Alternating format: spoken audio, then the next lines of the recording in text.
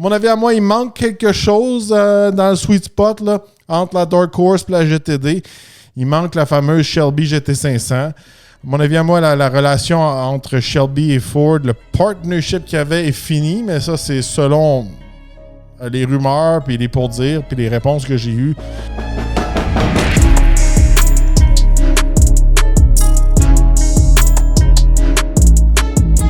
Aujourd'hui au Talk Podcast, je vous parle de l'ultime Mustang, la Ford Mustang GTD.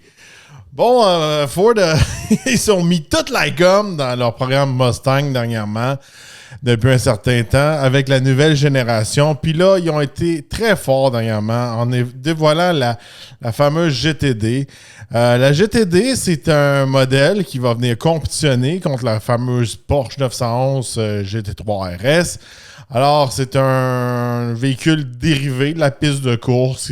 C'est littéralement, comme ils disent en anglais, un Street Legal Race Car.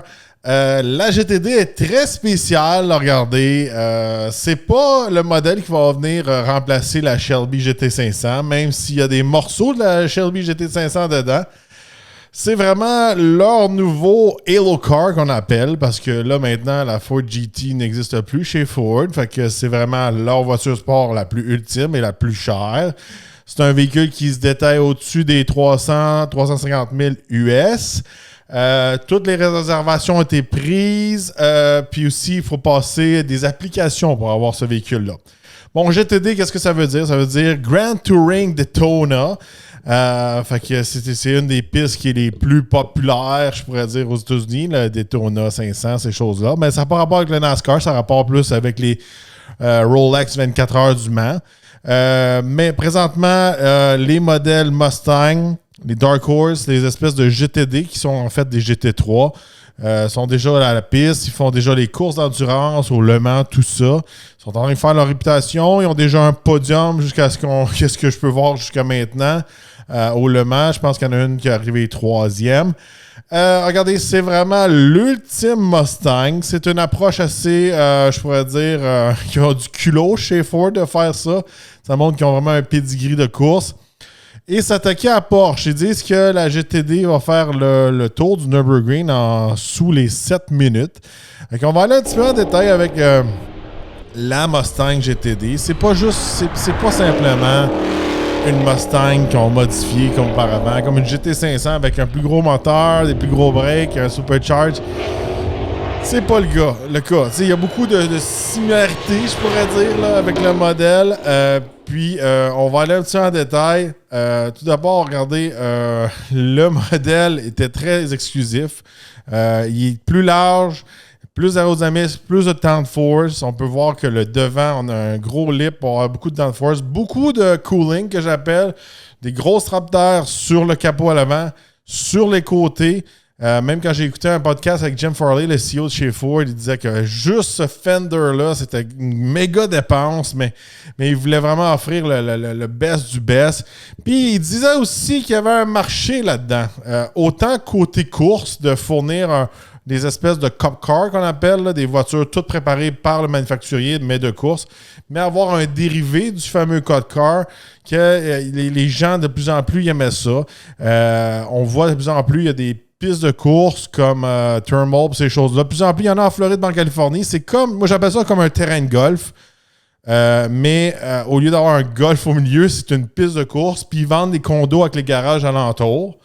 Puis là, à la place d'avoir des vieux chialeux comme sur un terrain de golf qui se plaignent du bruit, mais là, ils sont sur la piste.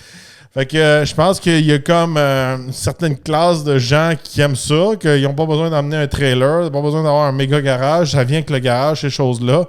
Ils laissent leur auto là pour aller faire de la piste. Ça, c'est quelque chose de plus populaire, puis je pense que on dirait que Ford veut aller jouer dans cette clientèle-là. Même si c'est un véhicule pour la route, c'est un véhicule qui est vraiment fait pour aller sur la piste de course. Alors, le véhicule, on voit qu'il est plus large, très agressif, une aileron très agressive à l'arrière et l'aileron à part littéralement presque de la fin du toit et non de la valise pour venir s'accrocher à la voiture. Regardez, sous le capot, on ne s'est pas compliqué la tête. Ça reste un Mustang. On utilise le moteur qu'on retrouvait dans la Shelby GT500, le V8 5.2 litres Predator. Supercharge, qui disent qu'il va développer plus que 800 HP. C'est quand même beaucoup. On se rappelle, 911 GT3 RS, ça ne développe pas autant de chevaux que ça. Puis, en dessous, on a une approche assez spéciale pour venir calibrer le véhicule pour qu'il y ait vraiment une balance 50-50 dans le poids. Le moteur est à l'avant, mais on utilise une transition transaxle qu'on appelle à l'arrière. Un petit peu une recette comme l'ancienne Corvette, la C7. C'est ça qu'ils faisaient chez Corvette. Mais par contre, suspension à l'arrière qu'on peut voir littéralement dans la cabine de la Mustang qui vient de faire une espèce de V très avancé. Même chose pour les chocs à l'avant, pas aussi avancé qu'à l'arrière, mais des gros breaks, tout ça. On a tout refait, je pourrais dire, la structure, puis aussi comment on configure le moteur, la transition, ces choses-là. Mais on a gardé des pièces qu'on ne sort pas du jour au lendemain. On n'a pas refait un nouveau moteur. On a déjà un bon moteur qui a déjà fait ses preuves.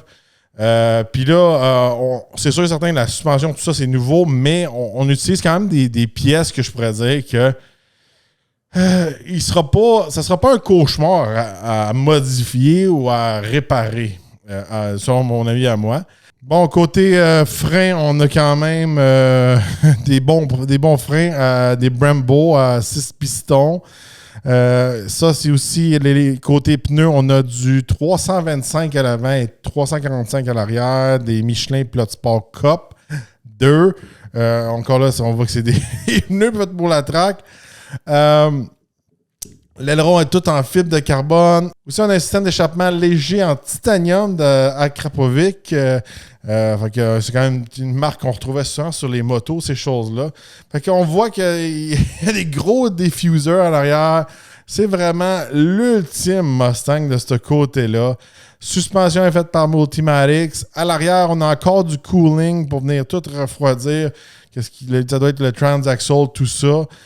C'est vraiment le véhicule ultime de ce côté-là. Puis c'est le fun que, je pourrais dire, chez Mustang, on offre quelque chose encore là pour les extrêmes passionnés. À mon avis, à moi, il manque quelque chose dans le sweet spot là, entre la Dark Horse et la GTD. Il manque la fameuse Shelby GT500. À mon avis, à moi, la relation entre Shelby et Ford, le partnership qu'il y avait est fini, mais ça, c'est selon les rumeurs, puis les pour-dire, puis les réponses que j'ai eues quand j'ai approché les gens, puis un peu le ton qui me répondait, que j'avais comme pas le droit de poser cette question-là. Ça me donne pas confiance dans le futur pour les Shelby. Fait que si vous êtes un amateur Shelby, je pense qu'il n'y a pas grand futur de ce côté-là. J'aimerais ça revoir des fameuses GT350 puis GT500, mais je pense pas. Mais je pense qu'il y a toujours une place présentement dans le futur entre la Dark Horse et la GTD pour faire quelque chose. Si on y va un petit peu plus dans les détails, là, on va aller regarder l'intérieur ensemble. On a des pièces qui sont faites, elles sont imprimées en 3D. Là. Les paddle shifters sont en titanium. Les roues sont en magnésium. C'est vraiment l'ultime Mustang. On le voit, le fibre de carbone à l'avant, tout ça. C'est une très belle voiture, je pourrais vous dire. Là. C'était pas une voiture à mon goût, à moi. Si on passe à l'intérieur, là, l'intérieur reste quand même Mustang. T'sais, ça, je vais être franc avec vous, il aurait pu donner une coche de plus. En dedans, on se sent dans une Mustang. Mais quand même, je pourrais dire, on s'en attend. Là, c'est pas parce qu'on a un GT3 RS qu'on a un super intérieur. Il faut que ça reste quand même de course. On le voit, les fameux gros paddle shifters tout en titanium qu'on voit après le volant. Le véhicule est seulement automatique. Il n'est pas manuel, malheureusement. Ça, c'est plate un peu de ce côté-là. Même écran, même volant, mais on a rajouté beaucoup de carbone. C'est sûr certain que là, on va avoir les modes de conduite à la sauce Mustang. Si on regarde aussi côté banc, on a des bancs spéciaux, je pourrais dire. On a des bancs en cuir GTD, des Recaro, qui vont être encore un petit peu plus agressifs que les bancs normaux, à mon avis, à moi, à l'œil. Là. Ça pourrait être des bancs de Mustang normales. On voit qu'il y a beaucoup plus de fibres de carbone qu'à l'habitude. Ça, c'est un plus. Là, on voit la fameuse suspension qu'on peut voir dans la vitre à l'arrière. C'est pas un 4 passagers là, ou un 2+2. À l'arrière, c'est vraiment, on appelle ça rear seat delete. Puis là, on a une fenêtre et on voit la suspension. Ça, c'est très cool. Je trouve ça très hot de ce côté-là. Tu sais, moi, je l'avais fait dans mon Mustang. J'avais enlevé les sièges à l'arrière puis j'avais mis un panneau. Puis on voyait pas une fenêtre sur ma suspension, là, mais c'est des trucs de gars de Mustang, je pourrais dire. Là. On va regarder un petit peu plus les bancs. Ouais, les bancs ont un petit peu plus de détails. On a du cuir, du suède. On a des mix de couleurs un peu plus. Mais ça semble très similaire à un GT500. Mais quand même, il faut leur lever notre chapeau, s'attaquer à un marché comme la GT3 RS qui est vraiment... c'est le king dans son segment, on va se le dire, chez Porsche. Là. Qu'une compagnie comme Mustang vient un peu venir faire compétition, les chatouiller, ces choses-là, offrir un autre produit. Moi, je trouve ça le fun. Puis, même si c'est un produit qui a l'air peut-être pas aussi prestigieux que la Porsche, mais au moins, on utilise encore des pièces que peut-être qui vont coûter moins cher que la Porsche. Je parle pas des mags en magnésium, mais tu sais, mettons qu'il y a des trucs qui vont casser sur le moteur ou à l'intérieur, ces choses-là. Ça reste un Mustang, ça reste pas une Porsche. Fait que de ce côté-là, pour ceux qui vont vraiment l'abuser sur la piste de course, je pense que ça va être un plus. Mais c'est sûr et certain, ça reste un véhicule extrêmement rare, extrêmement dispendieux. Mais c'est le fun qu'ils font ça pour les enthousiastes. La seule chose, encore une fois, c'est beau satisfaire les ultra riches, puis qu'ils vont faire un profit là-dessus, puis peu importe ce qu'ils vont faire avec ces autos-là. Il faut juste qu'ils vont offrir un peu le produit que je vous dis, là, la fameuse, qui va remplacer la Shelby GT500, c'est ça ma grosse question. Dites-moi dans les commentaires qu'est-ce que vous en pensez de la Mustang GTD. Est-ce que vous pensez qu'il va y avoir un modèle qui va remplacer la GT500? J'aimerais ça avoir votre avis dans les commentaires. Est-ce que vous pensez que Shelby va continuer à faire des modèles avec Ford? Selon moi, non.